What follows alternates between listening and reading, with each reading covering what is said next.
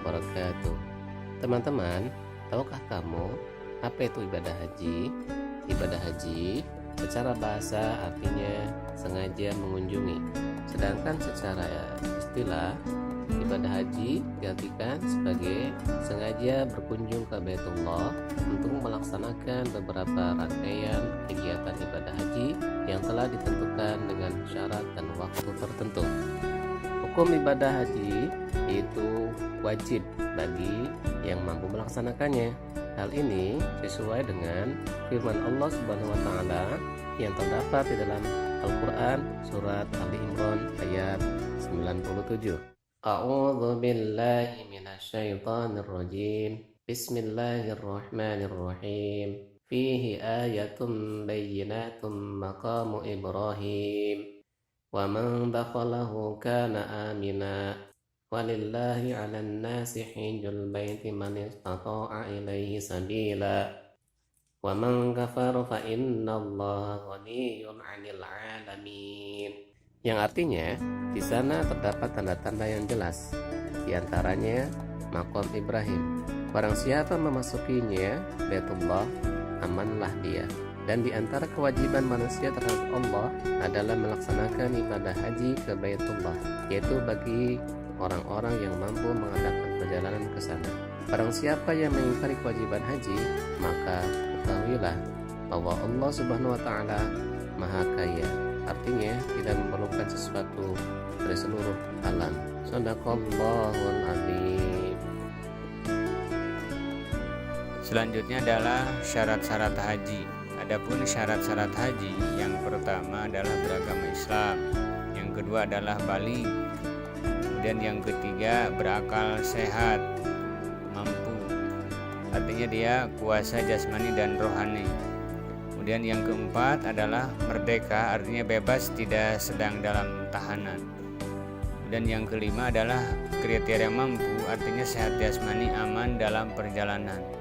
Kemudian terakhir yang keenam adalah dia memiliki biaya haji dan umroh serta biaya hidup keluarga selama ditinggal. Bagi perempuan tentunya harus disertai dengan muhrimnya.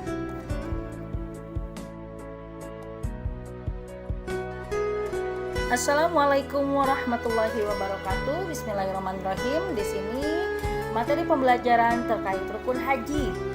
Yang pertama yaitu ihram. Ihram artinya berniat haji dengan memakai pakaian ihram. Niat haji, tahukah kamu? Yaitu labbaik Allahumma hajjan. Artinya aku sambut panggilanmu ya Allah untuk berhaji. Atau nawaitul hajja wa ahramtul bihi lillahi ta'ala. Artinya aku niat haji dengan berihram karena Allah Ta'ala. Yang kedua, wukuf di Arafah, yaitu hadir di padang Arafah mulai tergelincir matahari tanggal 9 Zulhijjah sampai terbit fajar tanggal 10 Zulhijjah. Yang ketiga, tawaf, yaitu mengelilingi Ka'bah 7 kali putaran, diawali dari Hajar Aswad. Yang keempat, sa'i, yaitu lari-lari kecil antara Bukit Sofa dan Marwah sebanyak 7 kali. Yang kelima, tahallul, yaitu menggunting rambut sekurang-kurangnya 3 helai. Dan yang keenam dari rukun haji yaitu tertib.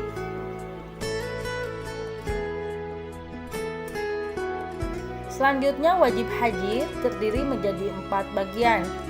Yang pertama, ihram dari miqat.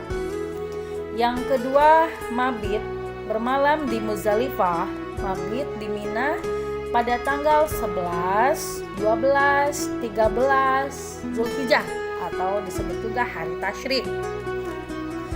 Yang ketiga, melontar jumroh yang 3, yaitu ula, wusta, dan aqabah. Yang keempat, tawaf wada.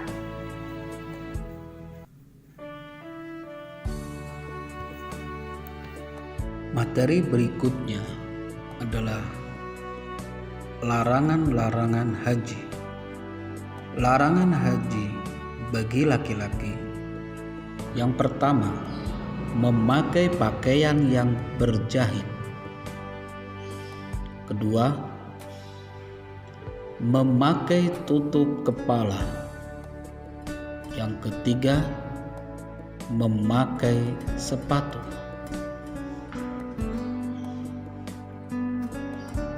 Adapun larangan bagi perempuan, yang pertama memakai tutup muka, yang kedua memakai sarung tangan,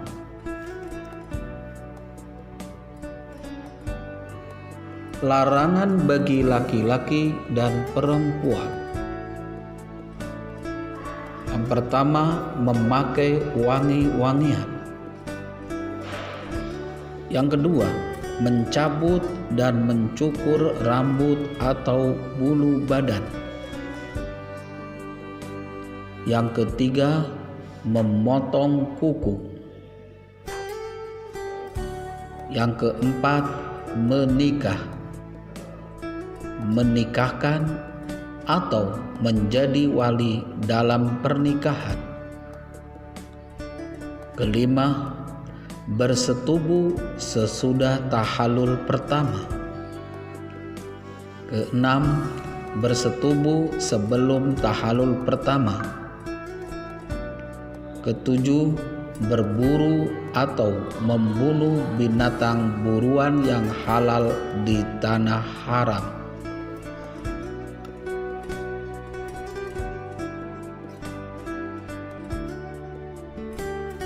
Teman-teman, tahukah kamu di dalam ibadah haji ada istilah yang disebut dengan dam, artinya denda. Secara keseluruhan adalah denda atau tebusan bagi mereka yang menunaikan ibadah haji dan umroh tetapi melakukan pelanggaran atau dam itu karena melanggar larangan ibadah haji seperti memakai pakaian berjahit dan tutup kepala bagi laki-laki, menutup muka dan memakai sarung tangan bagi perempuan.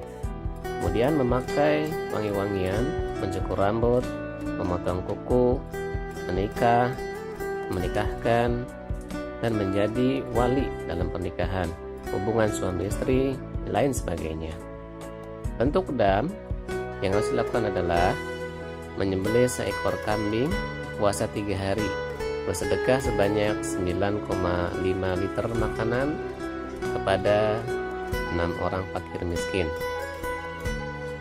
Dan karena bersetubuh sebelum tahallul pertama, itu dengan cara menyembelih seekor unta atau seekor sapi atau 7 ekor kambing, sedekah makanan kepada fakir miskin seharga seekor unta, atau berpuasa yang lamanya dihitung seharga seekor unta. Dan karena berburu atau membunuh binatang buruan yang halal di tanah haram, berupa menyembelih binatang yang sejenis dengan binatang yang dibunuh atau diburu, yaitu dengan bersedekah kepada fakir miskin sebanyak harga binatang yang dibunuh atau diburu, atau puasa yang lamanya dihitung seharga binatang yang dibunuh atau diburu. Contohnya, tiap 0,8 kg dihitung sebanyak 1 hari. Kemudian dam karena mengerjakan haji dan umroh dengan cara tamatu dan kiron. Damnya yaitu menyembelih seekor kambing yang sah untuk kurban, atau puasa 10 hari, atau 3 hari, bisa juga 3 hari dilakukan selama menunaikan ibadah haji, 7 hari dilakukan di negeri asal. Lalu dam selanjutnya yaitu dam karena terkepung atau terhambat dalam perjalanan dan tidak dapat melanjutkan pekerjaan atau pelaksanaan haji atau umroh. Damnya atau dendanya yaitu adalah menyembelih seekor kambing. Materi selanjutnya adalah ketentuan umroh. Yang pertama adalah pengertian umroh. Menurut bahasa, umroh itu adalah yaitu ziarah, artinya berkunjung. Adapun umroh menurut istilah adalah berziarah ke Baitullah dengan cara-cara tertentu tetapi tidak terikat oleh waktu, karena pelaksanaan umroh itu adalah bebas di bulan apa saja. Adapun dasar hukum pelaksanaan umroh itu ada di surat Al-Baqarah ayat 197 yang berbunyi, A'udzubillahi minasyaitonirrajim, Bismillahirrahmanirrahim. Al-hajju ashhurum ma'lumat, Faman farada fihinnal hajja fala rafasa wala fusuqa wala jidala fil hajj wa ma taf'alu min khairin ya'lamhu Allah wa tazawwadu fa inna khairaz zadit taqwa wattaquni ya ulil albab. Al-ayat sadaqallahu azim, yang artinya adalah musim haji itu pada bulan-bulan yang telah dimaklumi. Barang siapa yang mengerjakan ibadah haji dalam bulan-bulan itu, maka janganlah dia berkata jorok atau ropas, berbuat maksiat dan bertengkar dalam melakukan ibadah haji. Segala yang baik yang kamu kerjakan Allah mengetahuinya. Bawalah kekal, karena sesungguhnya sebaik-baik bekal adalah takwa, dan bertakwalah kepadaku wahai orang-orang yang mempunyai akal sehat. Quran Surat Al-Baqarah ayat 197. Nah, selanjutnya adalah rukun umroh. Rukun umroh itu adalah, yang pertama adalah ihram, kemudian yang kedua adalah tawaf, yang ketiga adalah sa'i, yang keempat tahallul, dan yang kelima adalah tertib. Nah, adapun wajib umroh, yaitu yang pertama adalah ihram dari mikot. Yang pertama menjauhkan diri dari segala larangan umroh sebagaimana larangan haji. Kemudian yang kedua adalah sunnah umroh, artinya dia harus melaksanakan hal-hal yang disunahkan dalam umroh, sama dengan sunnah dalam pelaksanaan ibadah haji. Kemudian larangan umroh, yaitu larangan dalam umroh sama dengan larangan dalam haji. Jadi larangan umroh juga sama dengan larangan yang ada dalam ibadah haji. Materi pembelajaran berikutnya yaitu bentuk-bentuk pelaksanaan haji. Sebagaimana yang kita ketahui, haji terbagi menjadi 3 macam atau 3 bentuk. Yang pertama ada haji ifrad. Haji ifrad yaitu menunaikan haji terlebih dahulu kemudian umroh. Yang kedua haji tamattu, yaitu menunaikan ibadah umroh terlebih dahulu kemudian haji. Yang ketiga haji qiran, yaitu menggabungkan pelaksanaan haji dan umroh sekaligus dalam satu rangkaian amalan haji. Adapun hikmah dan fungsi haji dan umroh terbagi menjadi 5 bagian. Yang satu, memperkuat iman dan takwa kepada Allah Subhanahu wa taala. Yang kedua, menumbuhkan semangat berkorban. Yang ketiga, mempererat ukhuwah Islamiyah antar sesama muslim dari seluruh dunia.